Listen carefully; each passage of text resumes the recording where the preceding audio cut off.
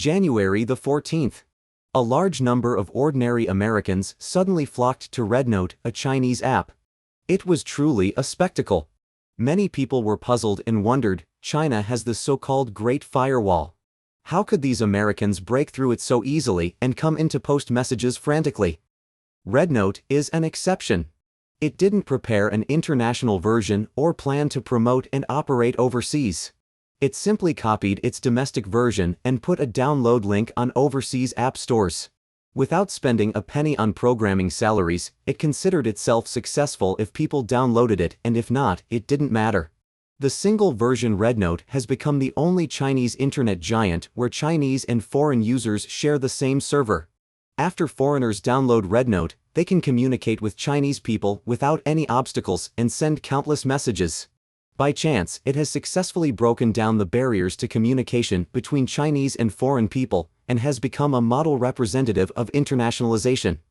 Now, people from many countries around the world are crazy about downloading REDnote, and it has become a trend.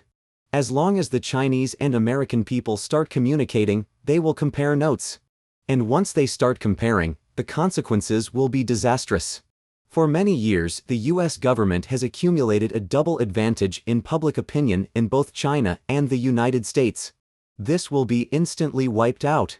Some people have used the information gap to spread rumors in China, saying that everyone in the United States lives in big mansions, fried chicken only costs $1, Americans work 3 days and rest 4 days, and even if they don't work and live on welfare, they can live very comfortably.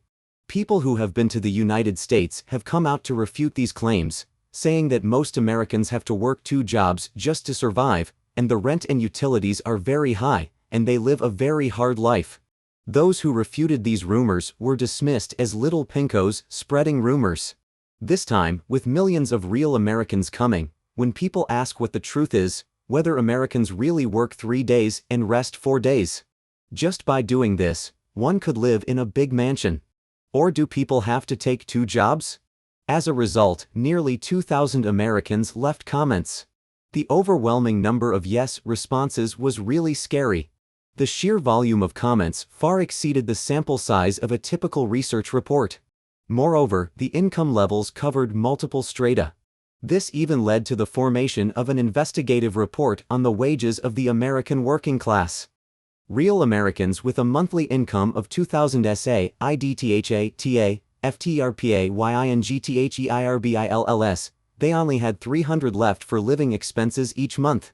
A real American with a monthly after-tax income of 2,700 SA, IDTHA, TJUSTRENTA, and EUTILITIESCOST, 1,800 each month, and the rest was what they could dispose of.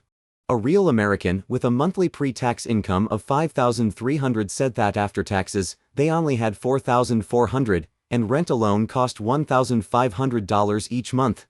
There were nearly 2,000 such rumors, all from real Americans sharing their personal experiences. It couldn't be more authentic. Based on the information shared by these many real Americans, when summarized, the truth is that American labor laws allow part-time work. Then, a large number of American companies use part-time employment to circumvent the 8-hour workday system. Working 40 hours in 5 days means that many American companies only employ workers for 39 hours a week. In this way, they are not considered full-time employees but part-time, and insurance doesn't need to be provided by the company. The workers have to pay for it themselves. Because they are only employed for 39 hours a week, working 13 hours a day, they have to switch companies after working for 3 days. So they only work 3 days a week, which is the so-called work 3 days, rest 4 days. However, this work 3 days, rest 4 days refers to the paper data of part-time work in one company. Relying solely on the part-time income from one company, one simply cannot make a living. Therefore, one has to take 2 such work 3 days, rest 4 days jobs just to survive and have a few $100s left after paying rent and utilities for daily living. Working 13 hours a day, 3 days a week, that's 39 working hours, just hitting the critical line of full-time work. And nominally, it's still the seemingly great job of work 3 days, rest 4 days. But in reality, American workers work 13 hours a day, 6 days a week, just split between 2 companies. This is why in the United States, Most jobs can be work 3 days, rest 4 days, and at the same time, American workers can earn $3,000 to $5,000 a month. Meanwhile, the claim that Americans have to take 2 jobs to make ends meet seems like a completely opposite statement, yet both are true. It can only be said that American companies and labor laws are really too slick. After Americans settled their salary accounts with Chinese people, they started to settle their medical bills with Chinese people. Some Americans were very interested in the medical situation of Chinese people, and hoped that Chinese people could share their personal experiences and talk about how much it costs to see a doctor in China. This is also a question that Americans can ask and Chinese people dare to write the truth about. Do you dare to read it? To take into account the psychological tolerance of American friends, some Chinese people deliberately mentioned the more expensive items. For example, in Chinese hospitals, a CT scan costs over 300 yuan, and pulling a tooth costs over 200 yuan, etc. Because these are considered relatively expensive items commonly complained about in Chinese public hospitals. Who would have thought that these are even more expensive in the United States, and the prices are even more eye-catching? When Americans saw the prices reported by Chinese people, they were completely shocked. Because in the United States, a CT scan costs 7,000, nearly 50,000 yuan, and pulling a tooth costs 1,500, over 10,000 yuan. The Americans who saw these prices started to rant wildly. A large number of American medical bills were directly posted on REDnote.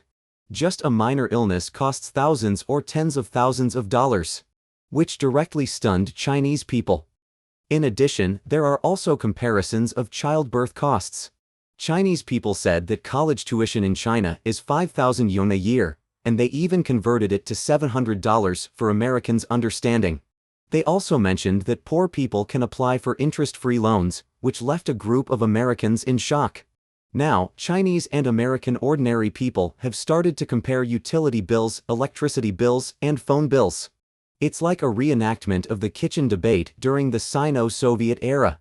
With the help of translation software, Chinese and American ordinary people are having a big comparison on REDnote. For Chinese ordinary people, the impact is relatively small, because most of the information was already known before. But for American ordinary people, the impact is huge because they had no prior understanding of China, and had no relevant information at all. They had no idea about the huge gap.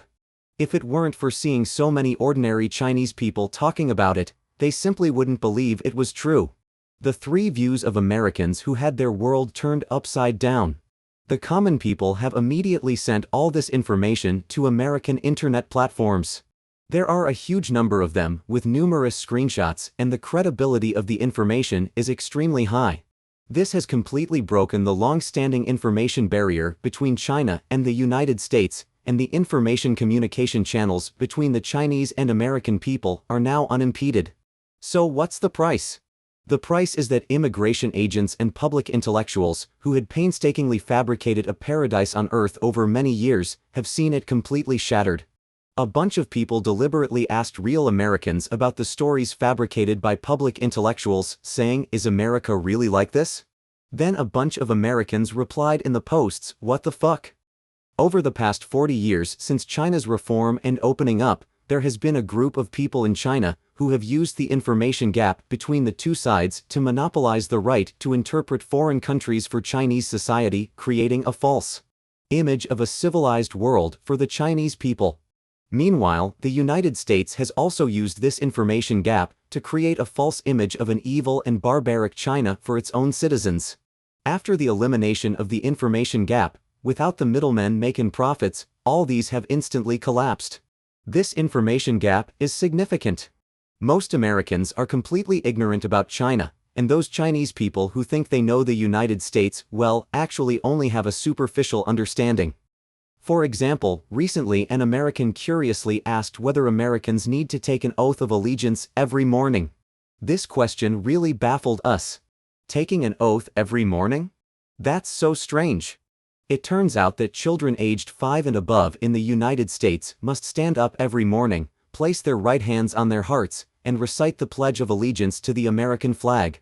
Every day, teachers display the American flag in the classroom and supervise the children to complete it. The Chinese internet has been arguing about how extreme American patriotic education is for many years. So many little pinkos have dug through so much material, yet they didn't even know such a basic fact that American children have to recite the Oath of Allegiance every morning. Finally, it took a curious American's unexpected question for them to find out. This shows that bridging the information gap between the two countries requires a vast amount of free exchanges among the people. Otherwise, it's really difficult to bridge this gap. Besides bridging the information gap in a big way, there are other interesting things. For instance, many Americans have started doing Chinese English homework. Since Americans are generally poor at math, and everyone knows that Chinese people are good at math, an American came and asked if Chinese people could help with math homework in return for helping with English homework. It sounded like a good idea, but the Chinese people asking for help with English homework were immediately confused. Because within a few minutes, 3 Americans gave answers, but 3 different ones. Obviously, at least 2 of them were wrong, but in fact, all 3 were wrong. This incident shocked many American bloggers. They said it was too embarrassing, and that these people had disgraced the face of the United States. So, many American bloggers started studying Chinese students' English homework. After studying, they said it wasn't that Americans had poor English skills. It was that the English homework was problematic. They, as Americans, really couldn't understand those English homework assignments. Now, the whip of the information commander-in-chief has not only hit the US government, but also English experts. For a long time, some education experts have monopolized the right to interpret English education based on the information gap, formulating one seemingly scientific and reasonable set of English textbooks and test papers after another. Every year, hundreds of millions of students with dumb English are taught. They work hard to pass China's CET-4 and CET-6 exams, only to find that it's extremely difficult to communicate in English with Westerners. The American people unanimously believe that there are serious problems with your English test papers. As for how to improve them, you figure it out yourselves. Just don't make the joke of the American people not being able to understand the English test papers you set. Besides these, the Chinese and American people have carried out all-round and close exchanges. For example, the sense of humor and openness of the Chinese people have also turned the Americans' world upside down. For instance, the indomitable Chinese anglers have started fishing competitions with American anglers. Also, ordinary families in China and the United States exchange greetings and share family photos. There are also American guys teaching Chinese people how to make chocolate cookies and American girls teaching Chinese people how to dance and arrange flowers on Xiaohongshu Little Red Book, showing high affinity. Such strong folk information exchanges between China and the United States have never happened before. It's truly a first. The Chinese and American authorities will surely react to this matter, and the reaction will be significant. For the Chinese authorities, this is simply a pleasant surprise. Regarding the information exchanges between the Chinese and American people, the Chinese authorities have long set the tone that this is the hope for the future of Sino-US relations. In order to promote information exchanges between the Chinese and American people, China has painstakingly implemented visa-free transit policies, doing everything possible to let foreigners come to China and see for themselves. On January the 14th. On that very day, China also made an official announcement, hoping that tourists from around the world would come to China to celebrate the Spring Festival together. The world admires the strong. In the past, people admired the United States because it was powerful back then. But now that China has grown strong, there are people in the world who admire China, and those who want to communicate with the Chinese.